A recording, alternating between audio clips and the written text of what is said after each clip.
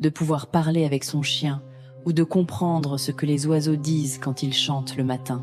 Pour Julien, ce rêve est devenu une réalité, et c'était le pire cauchemar de son existence.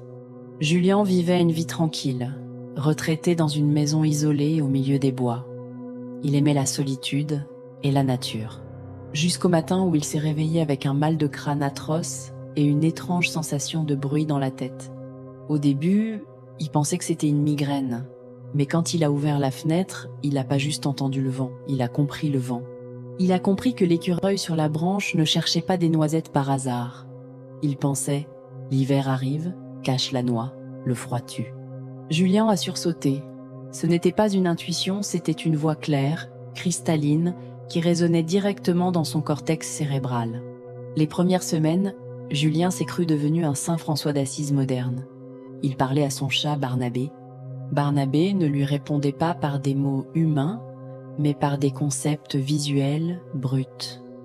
Femme, viande, tiède, caresse. Je suis le roi. Mais très vite, la magie s'est effondrée pour laisser place à l'horreur pure. Le règne animal était une boucherie constante et sans pitié. En allant faire ses courses, il passait devant une ferme.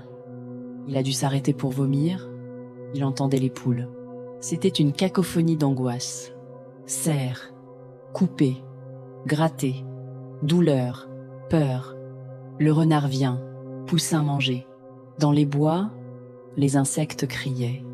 Des milliers de voix invisibles, des millions de pensées instinctives de reproduction et de décomposition.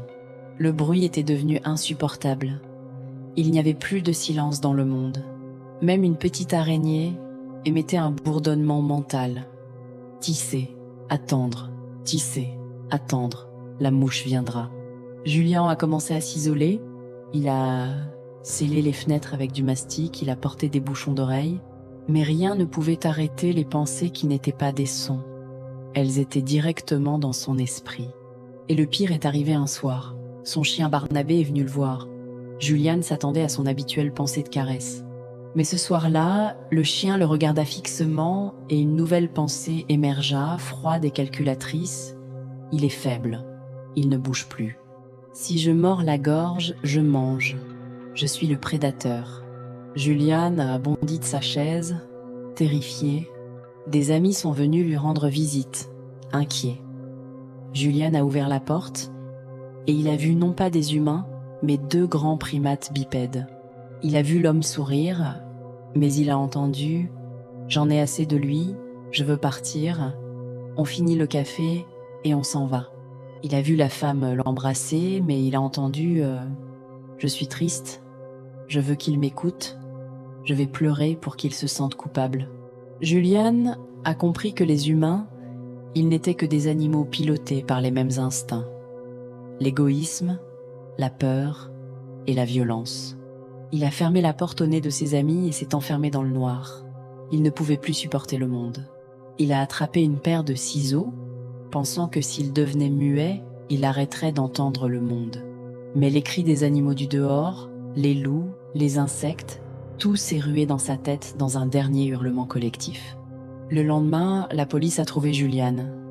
Il n'était plus mort, mais il rôdait à 4 pattes dans la pièce, nu, le regard fou. Il ne parlait plus. Il avait rejoint le troupeau. Il n'entendait plus leurs pensées parce que maintenant il n'était qu'une bête comme les autres. Merci d'avoir regardé. À très bientôt.